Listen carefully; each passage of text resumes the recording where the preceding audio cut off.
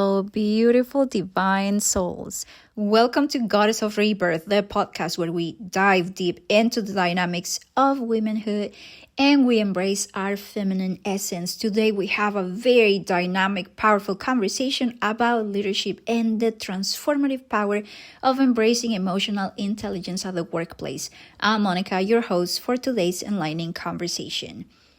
In today's episode, I'm thrilled to have a very special guest, Caroline Dusseil, a distinguished leadership and team coach whose expertise and insights have been shaping leaders across various industries.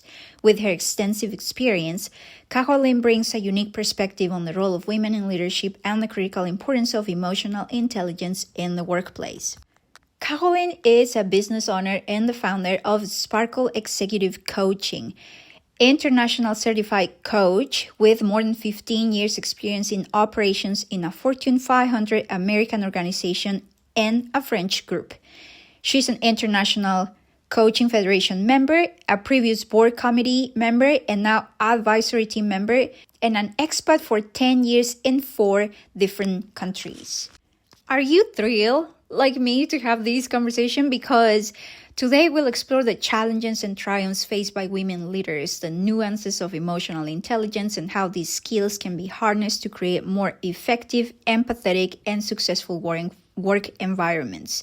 We'll delve into Caroline's journey, her experience coaching top-tier leaders, and her practical advice for anyone looking to enhance their leadership skills and emotional intelligence. So, whether you're a budding leader, a seasoned executive, or just someone curious about the evolving landscape of leadership, this episode promises to offer valuable insights and inspiration.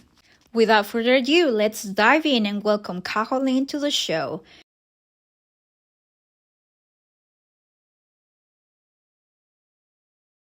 Let's talk about identity and self-perception. How can women cultivate a strong sense of self-identity and confidence in their various roles? I think that's a very, very interesting question because we are still very unsure of ourselves. When we compare ourselves with men and the way they do identify themselves in the company, especially in a role, in a high position role, we are very, very much behind. So everything I say is based on my experience. So maybe someone else would have another experience, but I can share mine.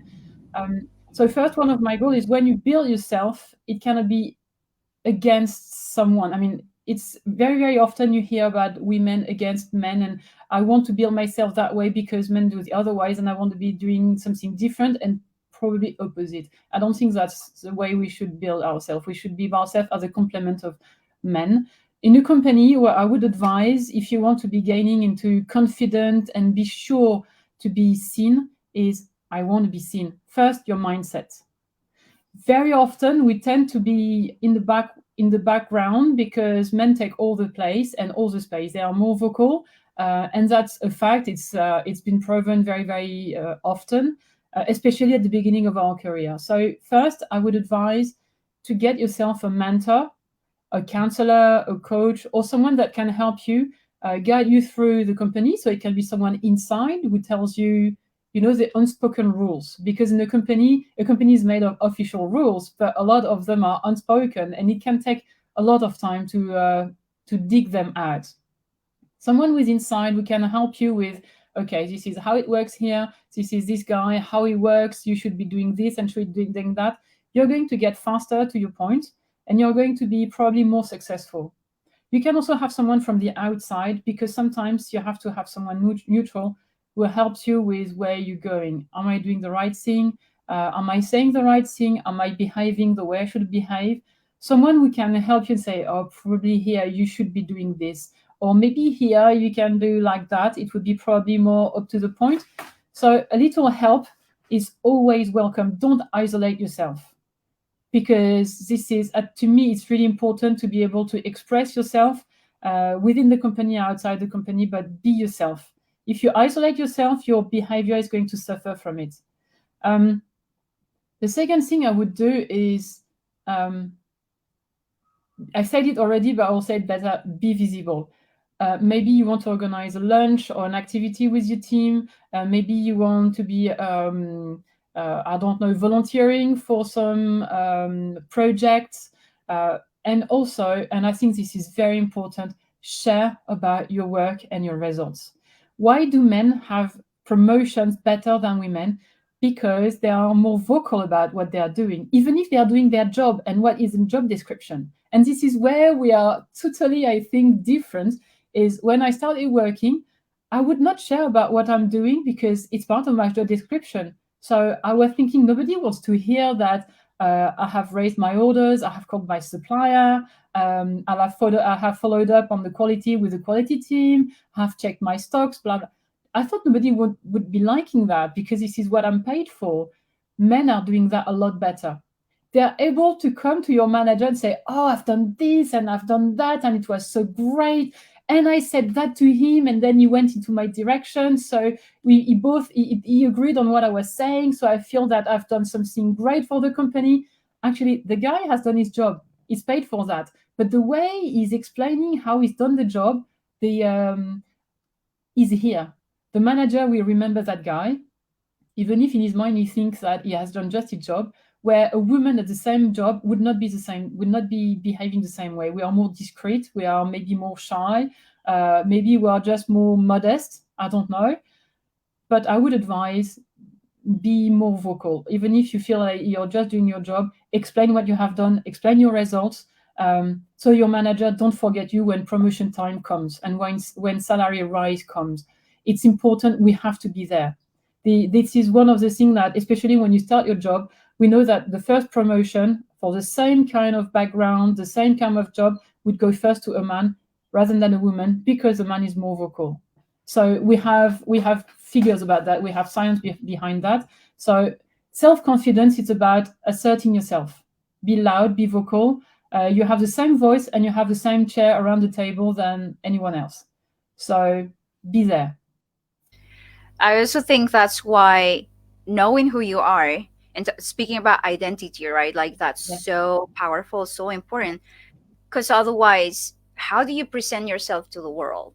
Are you Yeah. trying to be, like the image of someone else? And then that's hard to Yeah. sustain Yeah. because you can be someone else. You can only be yourself. So knowing who you are, knowing your identity, and kind of like embracing that, showing it to the world, like that's so, it's also so beautiful to receive that.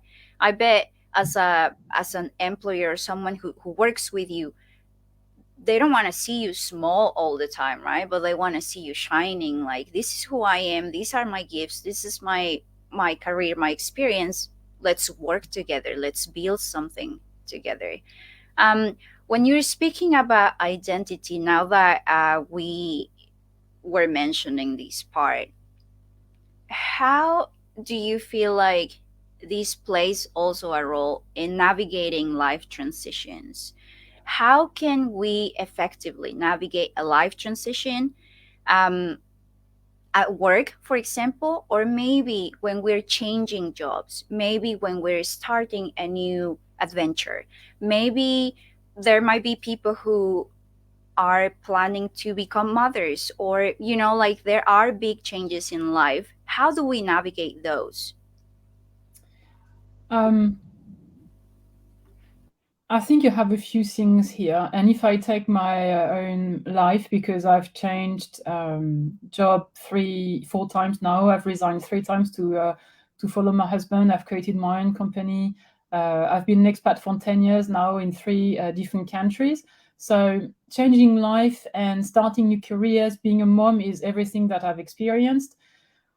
I think preparation would be my number one on the list. How to transition yourself from point A to point B.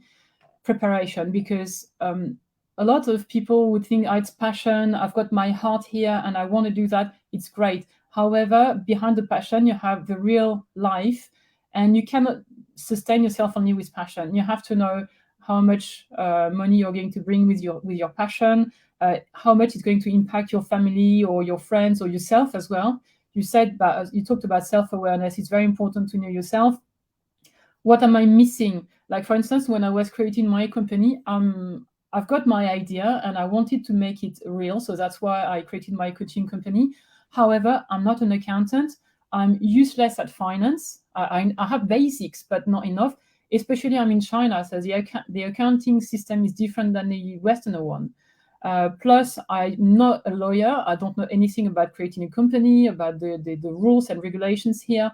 So you have to list in your preparation what you're missing and what you will have to spend money in and time in. So you have to be really down to earth. So again, when you surround yourself with people who know things, with professionals, it helps. You have to have that outside view. What am I missing? You know, preparation is very key for that. Second thing is give you time, because very often, especially when I'm someone who is quite impulsive and I have an idea and I kind of jump on the idea, and I've learned to take a step back and consider it and give time. You know, we always say sleep on your idea and the day after you will see it in a different light. That's very true, because sometimes you feel like you have the best idea in the world, but how you're going to turn it into real reality, it's very, very different. And sometimes your idea, keep it, but maybe invest in there later, because you're maybe not in the right country, not in the right mindset. Maybe your family has to come first at this very point of time. So give you time to reflect on what you want to do and what you want to become. I think that's very important. Third thing I would say, trust your guts, because you have three centers in your body. You have your heart, your head, and your gut feelings. And we know now that gut feelings is not only perception. It's very, very often based on past experiences. When you enter in a new house, and for the first 10 seconds, 30 seconds, I'm having bad vibes here, or I'm having good vibes. Very probably you have to listen to that. I'm not saying that it's always true, but it gives you a direction where to investigate. If you have good vibes, follow your heart, follow your guts, follow your head, and check whatever you need to check to make it turn real. If you have bad vibes, then you have to ask yourself, why am I not feeling comfortable here?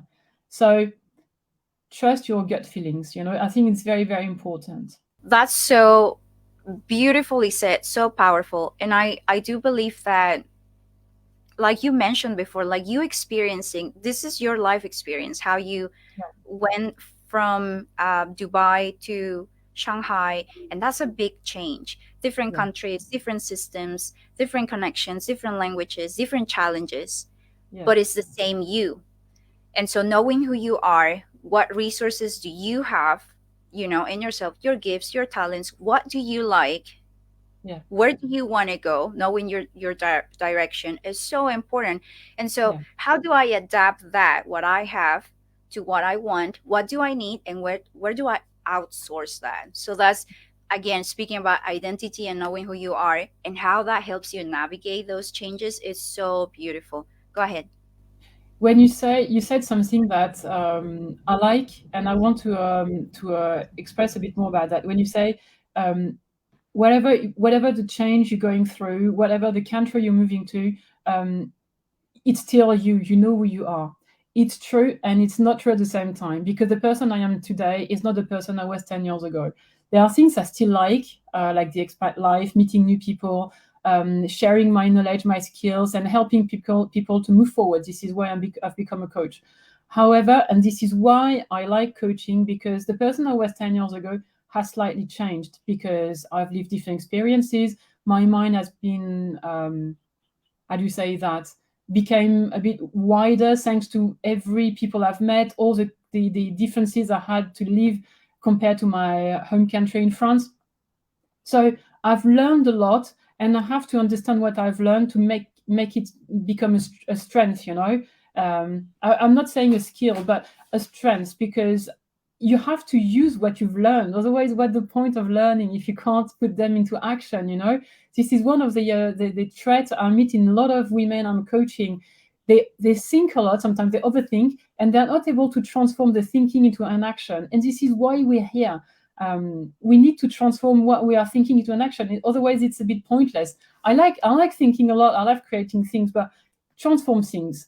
So when you talk about self-awareness, it's one of the things that I tell people: listen to what you want to do. Because in our life, if you go on LinkedIn or all around you, you have people say, oh, you can't do this, you can't do that, oh yeah, you shouldn't be doing this, or you shouldn't be, it's too risky, or it's too expensive, or blah blah blah. You will have a lot of reasons not to do things. So you have to know yourself to say, yeah, but I'm strong enough. Or if I'm not strong enough, what do I need to be strong enough to do whatever I want to do? So don't listen to others so much, or listen to them, understand what they are saying, and still go for it, because at some point we are women, we are very resourceful, and we can do anything we want really with the right people to help us. Completely agree with you, and I'm so glad you brought that point up, because when I'm saying that your identity can kind of like keep you strong when you're, like navigating a life change or a transition, I also think that it's so very important not to get confused with making your identity a little box where, no, Yeah, this is who I am, and I am absolutely not getting out of there. I am not welcoming any new ideas, any new yeah, experiences, any new adventures. Like, this is the so what I'm trying to say is that identity is not the comfort zone. That's no, not where, like, you stay no, small and you stay no, little, and okay, this is who I was 10 years ago, and I will never yeah, change, and I want to yeah, stay there. Like, no, absolutely, you need to expand. And if yeah, I don't think I know anyone who's the same person 3 years ago before COVID, and then now that we're in a complete different world. yeah, Everything changed. We all had to be flexible and adapt to a new way of life. Even if yeah, you have always been at home, yeah, like what we went through made us change and see things from different perspectives. So yeah, I really appreciate that point. Um, when we're talking again about making changes in life and transitioning to some other phases in our life, how do we build resilience? How do we make decisions that are wise for our future? And also, if we can talk a little bit, or you can tell us a little bit about how do we develop emotional intelligence in from a leadership standpoint, which I kind of like have sometimes I've heard that people might compare being emotionally intelligent with being more perhaps not weak, but like, like, how do people value emotional intelligence in the workplace from a leadership position? okay. Okay, so there is a lot of questions. So let's start by the first one, which is how do we build resilience? So you know that I'm also organizing some presentations about leadership, because leadership is I'm a leadership coach and a team coach, and I focus on leadership. So I like it very much. Resilience is a big thing because it's, you said it, it's very much sometimes seen as a weakness. I think that's a big strength. Um, and you said how do we make sure that we make wise decisions? We don't know if it's going to be wise, so I don't have a solution for that. You can only hope, because decision that you make, it's always to improve something, usually. I mean, unless you're a little bit toxic, the decision you make is to help yourself, help your team, help your family, or make something easier, faster, better, more profitable, but it's always something plus, right? Rarely minus. How you build resilience? For me, there is not a lot of good solutions. The only one I absolutely love, and I encourage people to do it as many times as possible, is experiment. Try something. You don't really know the outcome or the output. You're not sure it's going to work. You don't care. You try it. You have to make sure that it's safe, it's legal, and all these mandatory things that obviously won't impact too negatively your project or your experiment. Experience things, do things. You're going to fail probably. Great, because we never learn that much than when we fail. So you fail. I mean, people would say it's a challenge rather than a failure. Whatever you call it, I don't mind. Personally, I like calling the right word. So if you don't succeed, it's because you failed. So it's not negative. It is absolutely not negative. Learn how you failed, why you failed, the reasons behind it. Own your failure. It's not a blame game. It's not, oh, I failed because my collaborator or my husband, he didn't do the way I wanted. Yeah, probably because you were not clear enough, probably because you didn't explain the right way, or because maybe you were lacking empathy or lacking something.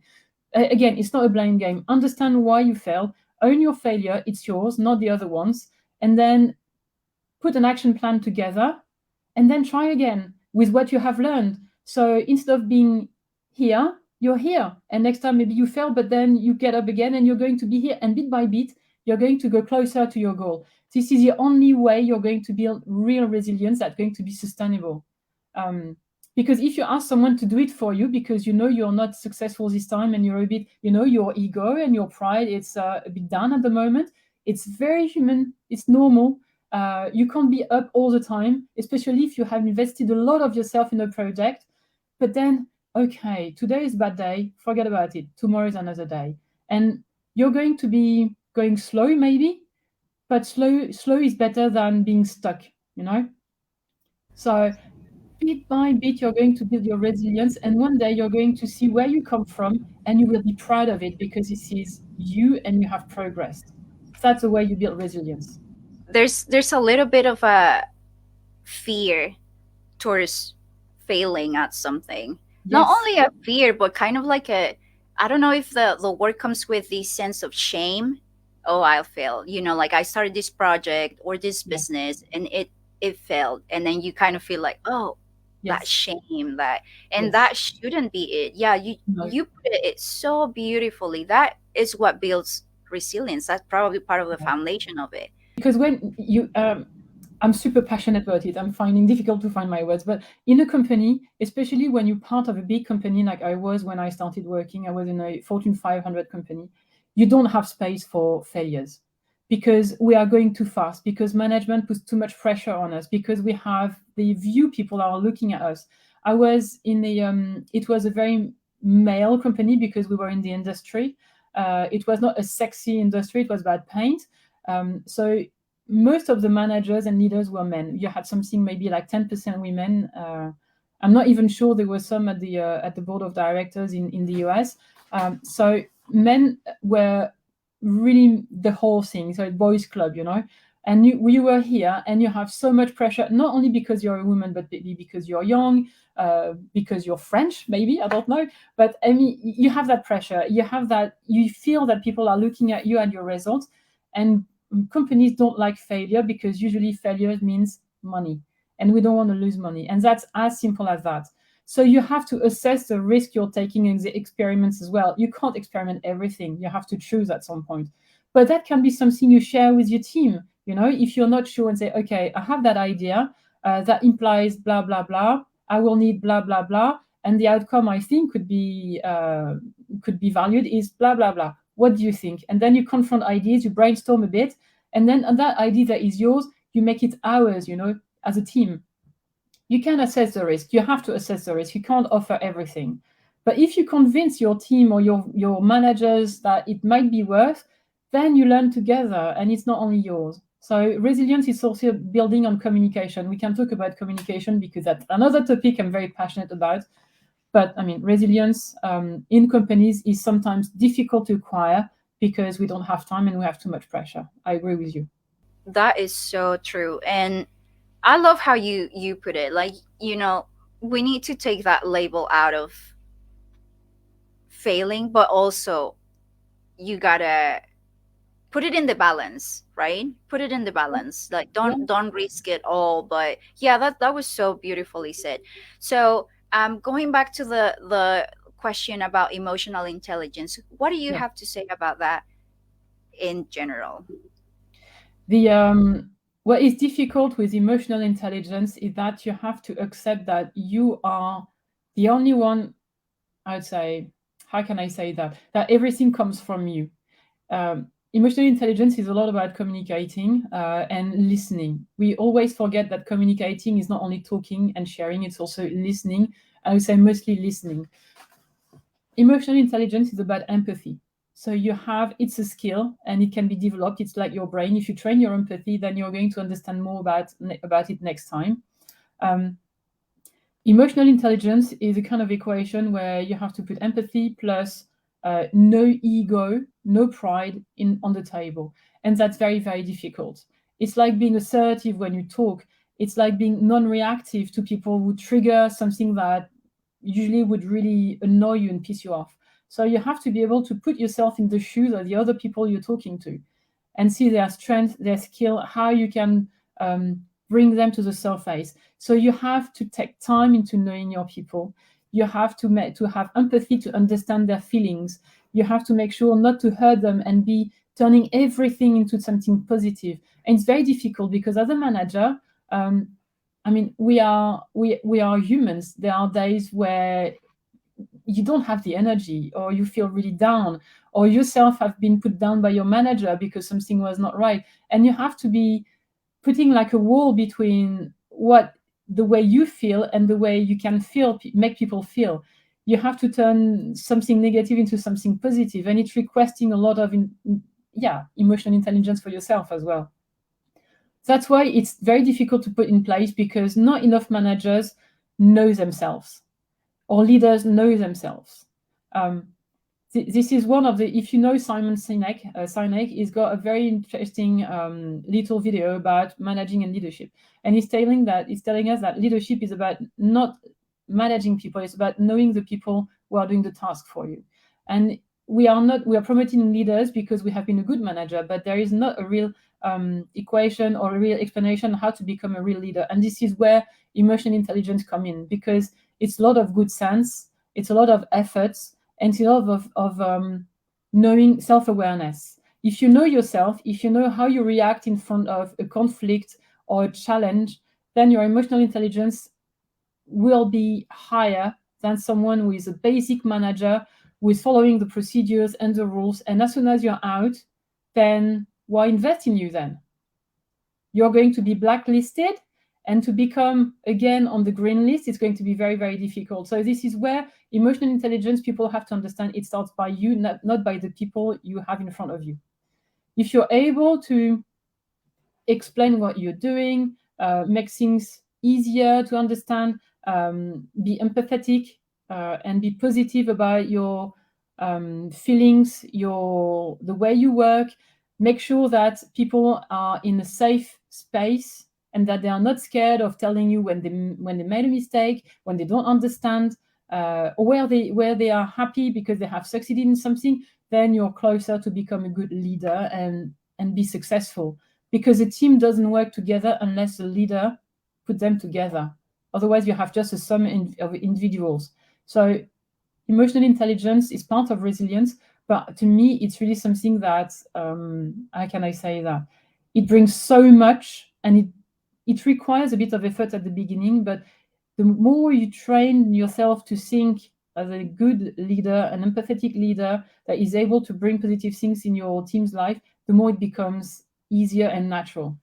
I completely agree with that. And I also feel like as a leader, having emotional intelligence to receive feedback and criticism sometimes, Yes, it's so powerful, it is. because I have seen many, I don't know if it's part of a culture, perhaps in different countries, Yeah, where the leader cannot take any sort of criticism, any sort yeah, of feedback.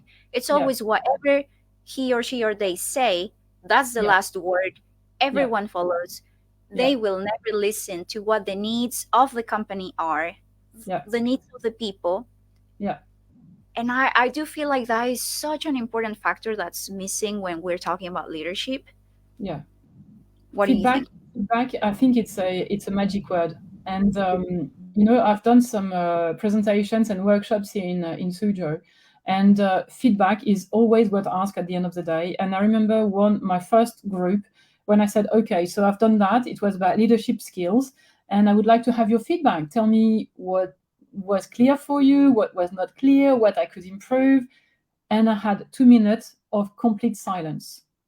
And I was taught afterwards, I was told, in China, people can't give feedback, especially in a public space, because it would mean having an opinion, and it's not something that is really valued and pushed for in China. So I was completely I was a bit naive probably, and not trained to think as Chinese. I was bringing my Western, mentality here, and that's not the right thing. So I did things a bit differently. But feedback, we're talking about young people. So when we're in a company, you have people with more experience, and you can also rely on them to train people to be giving feedback. One of the problems with feedback is too often, when we receive feedback, we receive an opinion. I think you didn't do well here. It was so crap the way you talk. See how you behave. You never smile. It's really poor. People give their opinion. Giving a feedback is very, very, very different than opinion. You don't have the truth as a leader, and if you give a bad feedback, it's a criticism. Actually, it's not a feedback. A criticism is not a feedback, and this is why people will shut down and probably will be scared of going forward because they don't want to be criticized. And even if we know it builds resilience, the way it's done is very, very important. If you want people to feel valued, listened for, and supported, which is supporting people is the basis of any leadership. It helps creativity, it helps happiness, and it will help retaining people in the job, actually. But that's another discussion. So if you make that in a positive way, when the form is as important with the message you're sending, you're going to create a culture of feedback where people will not be scared of standing up, or go in your office, because not everyone is comfortable into talking publicly. But go into your office and said, okay, during the meeting, you say that, and I'm not very happy with it. It makes me feel blah, blah, blah. The way you talk about the way you feel, it doesn't mean that you're right. It's just the way you have experienced what has been said and how you received it.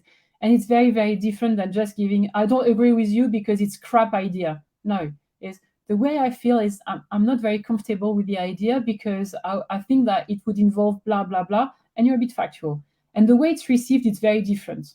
You're not attacking the person, you're attacking more, you're challenging. It's a bit different. You're not challenging the idea, the person, you're challenging the idea.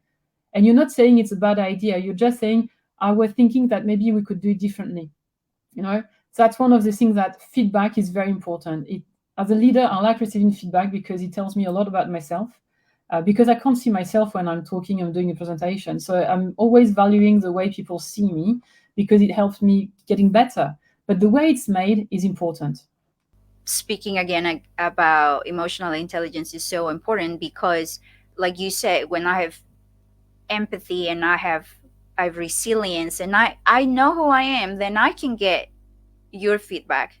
Yeah. Sometimes I might even get your opinion and I won't get deeply hurt, right? I won't get destroyed by a Yeah. criticism because I can feel like, okay, what part of what you're saying actually can help me be better, Yeah. and what part it's not. It's only a projection of what you probably are experiencing or feeling, or Yeah. so that's very powerful what you share. Um, I do feel like speaking about, like I said, receiving feedback, but also giving feedback needs to come from a place of strength. Not like, oh, I want to destroy you because I don't like the way you're shining and how you're leading in such a good way, so I'm going to try to find a way to Yeah. hurt you. Like that's not the point. And I think we were speaking about this at the beginning, but we haven't seen people role modeling how to give good feedback. What is feedback? What is a leader who has emotional intelligence? What does that look like? How do they speak? How do they act? How do they live? Like, we don't have those role models, and we need to see more of that, right? We do. We absolutely do. For me, everyone has an ideal image of the leader. For me, it's someone who is always having his door open or her door open. Someone you can, in another life, probably that would be a friend. Someone you can trust, you can rely on, especially when you have problems at home. Someone that is taking you with her or with him when you have failures, but mostly success. Someone that can acknowledge that you were part of the team, and then we are here as a team because not because of him or her, but because of everyone. So someone that can take the best of you and make it shine. We know that to be efficient, it's better to work on people's strengths than people's weaknesses. because your brain is wired in a way that it remembers your strengths much better than it can fill the gap of weaknesses.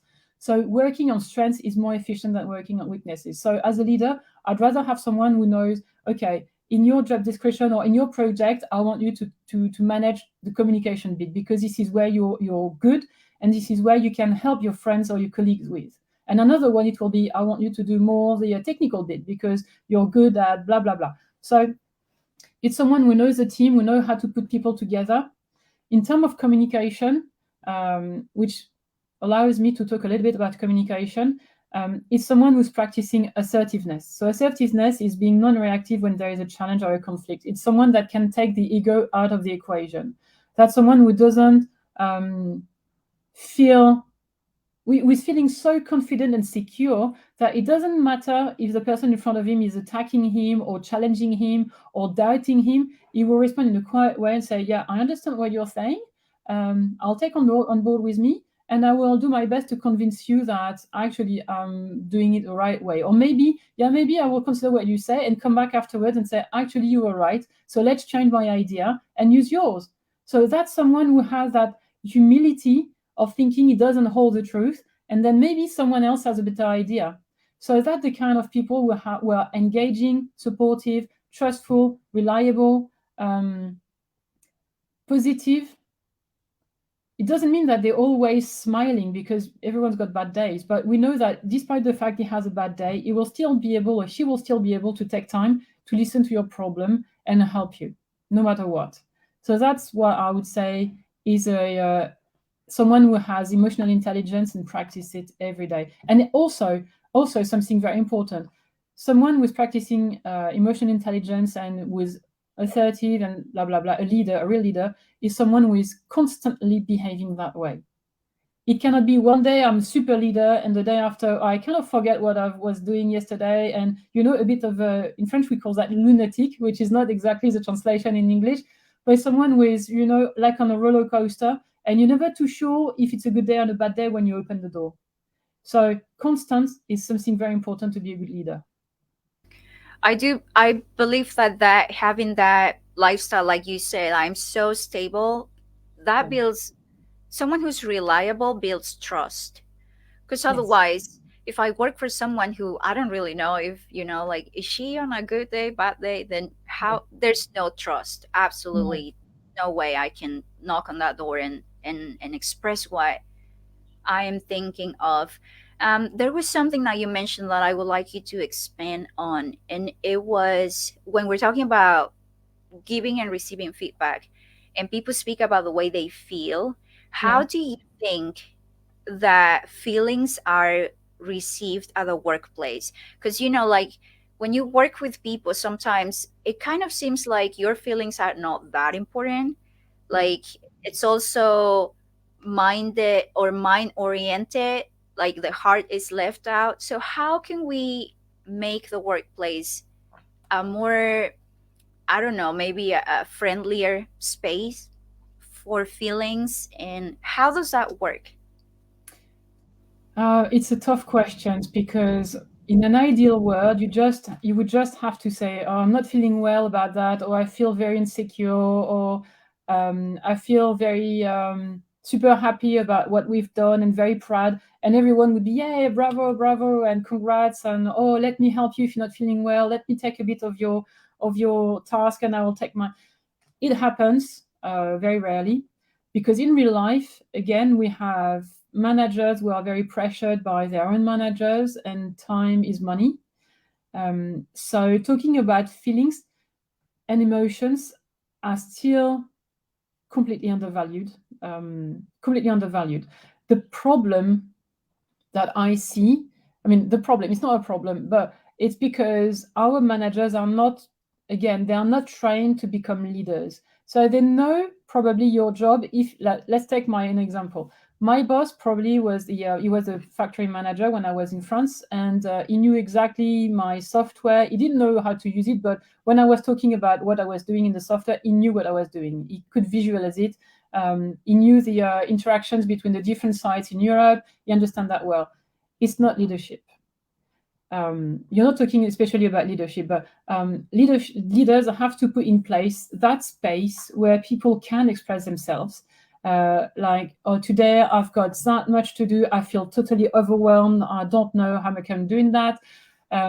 Which is the right way people should be talking. We should be transparent and honest. And so we should be able to tell that in the group, in the team, where people say, okay, so today my day is a bit lighter. Let me help you. What can I do for you?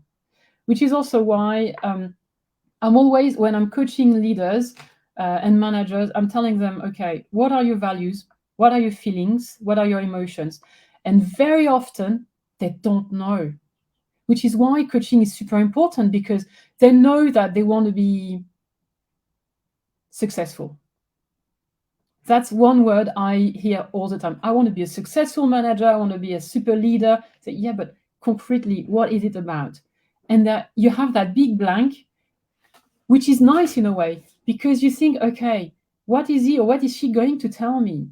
And then they have to dig, they have to think about it. Where tomorrow you ask me what are my values, I can give you a long list or a short list depending on the day and my mood. But I know globally where I'm, who I am, what my strengths are. And coaching reveals that people don't really know themselves. They know that they're enthusiastic, they're a team player, they think they're reliable, but they don't know how really to put that into action. So that environment, when you want to create transparency about feelings and emotions, allow people to be able to raise their voice when they need to, it's very rare. People, when they have a problem, usually they go maybe to their N++1, their direct manager, sometimes to the HR, and they kind of, that's it.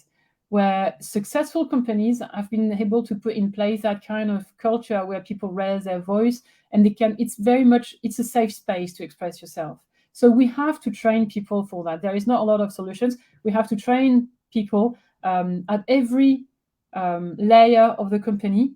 I think it should start by leadership, because leadership is always the one setting the examples. And when they do something right, people feel more comfortable to do that themselves. So we should start by the top, which is why putting in place a coaching culture is very important, because coaching can allow that. We should rule by example, expressing when there is something right that is made, we should highlight it so people know what it is about. People should know about their strengths a lot more. We should allow people to have, 360 assessment when people express what they are thinking about one person, and be a bit more trustful, and allow people to develop their feelings. Sometimes it comes with a surprise, but I think that's great when you give feedback, when you tell them you could do this or you could do that, or you should express this or you should express that. The contrary, you shouldn't do this. I remember when I was working 2 years into my work, I was on the talent list, and they asked me to run a 360 assessment. So 360 assessment, basically, I am the one that is being assessed, and I have questions that I have to feel about how I am, how I feel, my project, blah, blah. It's about my personality mainly. And then they ask, you can choose managers, collaborators, and colleagues, and they would do the same questions, and they would give concrete cases where they think you did well or you didn't do well. And one of the big surprise was about communication, because again, I was almost the only woman in that company on a management role. And I'm not a politician. I don't like politics. I'm not interested in that. It's a waste of time to me. So when I had something to tell people, I was telling people. I was very transparent. So I think it's easier to work with me because you know what I'm thinking. But the shock I had is that for all the people that answered, I was too brutal in my communication. I was very much in the face of people. And I realized, because I would say 95% of people who answered were men. Men, I think it's not conscious. They expect women, especially in a management role, to be soft. They have to behave like their mom, their partner, their sisters, their daughters. But in their mind, when you tell something the way a man would talk to another one, it's a shock because you're a woman and they don't like it. So you have to be learning. It's one of the feedback I could give to girls. You have to be learning on how you're going to say things. Put flowers, make it look nice and sexy, but still you say the same thing, but in a slightly different way, where people will feel like they are not they are not challenged by a woman because they make that uncomfortable. They make them uncomfortable. So, and bit by bit, this is the way also I was giving feedback. And I think that helped me really much to progress in my company. You made me think of, we have this image and this expectation like women need Yes. to be soft, but what Yeah. if the man has a soft personality, and Yes. at a leadership position he's being expected to be tough and be that, no, you got to give me the feedback in a manly way, like that's challenging. I feel like gender roles are kind of like difficult to navigate in that regard because our personalities are different. You can be a very tough woman and I can be a Yeah. very soft man. Yeah. What do you think in that regard? To me, the way I was when I was in Dubai, I was part of the board, and we were two women out of 10 managers from different nationalities, some very very macho. You were in Dubai, so it's quite a man's environment. And the way I could navigate easily, I didn't want to change myself because I don't think that's right. I think in the end, people are confused with your personality, and I don't think that deserves you at all. So I wanted to stay myself, but where I knowing myself helped me very, very much because you're not forced to display all the array of your values during a meeting. So the way I did it is I took the lead for what everything that was touching supply chain and purchasing. I would not let people badmouth my team, for instance, and I would be very factual because you can't fight facts. If you start being too emotional, and I think it's valid for both men and women, you're at work, okay? You're not on the stage. So sometimes you can play a little bit with your emotions when you're really upset. I think it's good to show people that you're really passionate about what you're doing. You have to make sure that any emotion you're displaying is turned in a positive way to help and support the organization. It's not about yourself. And that's one thing I learned through my experience.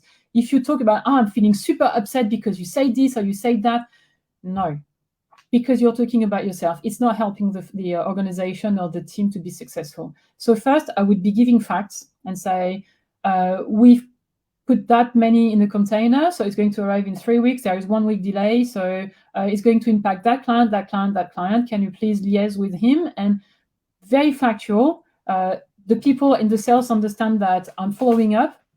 I'm very involved, but I'm factual. I'm offering the information. I'm very transparent with information. I'm not hiding anything. And then they can be super upset because they are also very passionate and they want to fight for their clients, and that's great. But I say, yeah, this is the way it is. I'm really sorry. As soon as it arrives here, we are going to put the much effort into unpacking very quickly and repacking for your client. And we can think of getting a rebate, blah, blah, blah. So you offer solutions, fact, solutions, and then you try to detach yourself a little bit. I think leaders want people who are strong, but strong means firm. Strong doesn't mean shouting or if you have a boss that is shouting, I had that as well. If you're harassed because they think this is the way people should obey them no matter what, and if you do things differently, they don't like it. I think we're not talking about a strong leader. I think we're talking about a toxic leader. So it's very different. Toxicity, I'd say, go far away from it because toxic people cannot change. I don't believe I'm having so many examples still now. I'm coaching one person anyway, I'm not going to tell about it, but toxic leaders have very, very much a lot of difficulties to change, and because they think very highly of themselves. So if someone, by strong, you mean shouting, commanding, not giving any room for improvement or risk taking, or it's being a bully. If by strong you mean strict, yes, you can be strict by being factual, by listening to your team, but still, if your idea, you want them to put that idea into place, then you have to be firm to them. Yes, I do agree. You can be firm. So whatever our sensitivity and sensibility is about people, you can still be strict, make yourself respected, because you know your idea is the right one, because maybe you have the experience and maybe because just then I agree with that. You have to be strict and you have to be firm. But still, you can be kind. You can talk to people nicely and say, "Yes, I understand what you tell me. I listen to you. Still, we are going to do my idea. And I expect you to do my idea. If you have any problem, you come back to my office. We talk about the problem and we talk many about solutions. And then we go the way I want. But you can be smiling, you can be soft in the way you express yourself. You don't need to raise your voice. This is the way a true leader should behave. And I think this is the way people should behave in any meeting, not only leaders, but everyone. You practice assertiveness, and you're going to be heard and probably promoted because it's very rare. It's a skill that is super rare. Toxic leadership. Mm-hmm. I help me define that. How can I, if I'm a leader and I have never heard that before, I don't know what that means, and maybe Okay. I'm a bully, I'm a toxic leader. How Yeah. can I see myself and recognize, Okay. well, that's how I was modeled leadership, Mm-hmm. and that's why I am the way I am? How can I see myself in there? Okay. So wide definition. I would say first is someone who's aggressive. We think that they are the best and nobody will able to be reaching their foot, their feet. No, they are the best. They don't accept any criticism. They take things personally.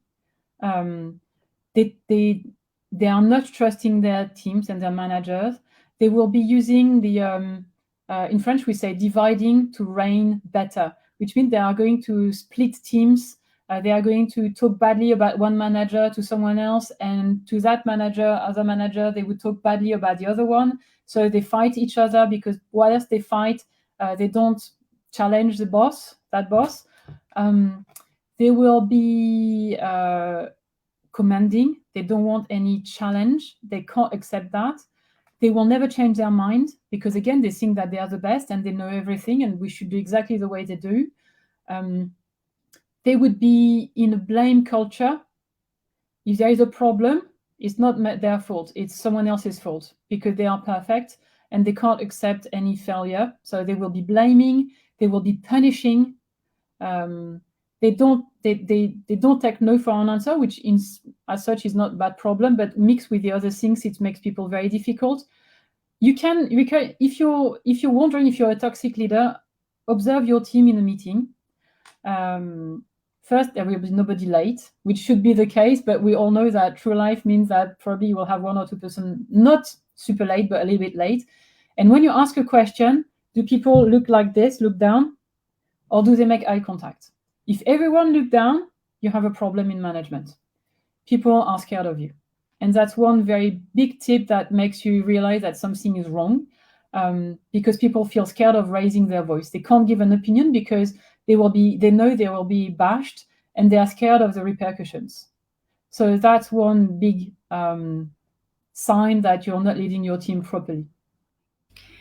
And to all our listeners, if you are a leader and you were modeled a different way of leadership and you never knew that you could do it differently, and you're seeing yourself in the mirror right now and saying, like, wow, I think I'm a little bit of that. This is a great opportunity for you to step up on your game. Like, there is so much more to explore. And I think this is kind of like you were saying this before, but coaching is that tool that helps you expand. It helps you see more. Yeah. And I love that you said, um, Sorry. we're talking about success. You were talking about success, and I think success comes with big emotions. So Okay. we cannot dream of being successful but without feeling anything, right? Like, I don't want to talk about my feelings. I don't want to face any of that. I just want to be successful. I want to have a lot of money. I want to be a Yeah. leader, and I don't care about people. I just want to be up there. But success comes with big emotions. So coaching is precisely a tool that can give you the empowerment, the awareness, the self-awareness. How Yeah. do you navigate those big emotions? Yeah. Because if you have big emotions and you don't know what to do with them, then it's not very it's like you have that best engine within you. You're like a supercar, but you don't know how to turn the key, and that's where coaching is, because I will be the one holding your hand. I'm not going to really be the one turning the key because only yourself can do that, but I can be like a catalyst, a kind of, I don't like guide, we are not guides, but we are here to support you and hold your hand while you need me to hold your hand. And as soon as you turn the key, then the coach removes themselves because you know how to do that yourself now. And then you can go your way. This is what coaching is doing, because most of the time we have people who come with a problem, and halfway through the discussion we figure out that the problem is just the tip of the iceberg and the real problem lies beneath the surface. And this is what coaching is about. It's seeing, making you see what's underneath the surface.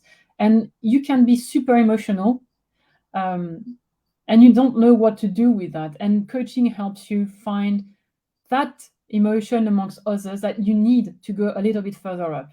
Maybe not all of them, maybe 2 or 3 or just the one, and then you know how to use them and you can turn the key and become the most powerful woman on earth. Yeah, totally. There could be leaders that are so angry right now because people Yeah, are not listening to me. They're not doing what I say. They don't yeah, see me as a yeah. leader. Well, guess what?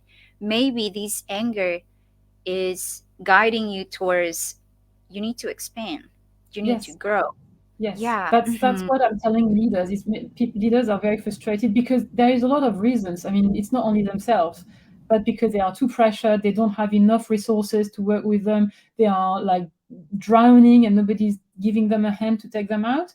Um, this is why coaching is important, because you take time out of your company, and you can think at yourself. And I'm telling you that after a coaching or two, you feel really more energetic, and you know what matters to you. Because when you're, I was like the same one. Because when you're a manager, most people, they are engaged and committed to their work. They want their team to do well, because we are.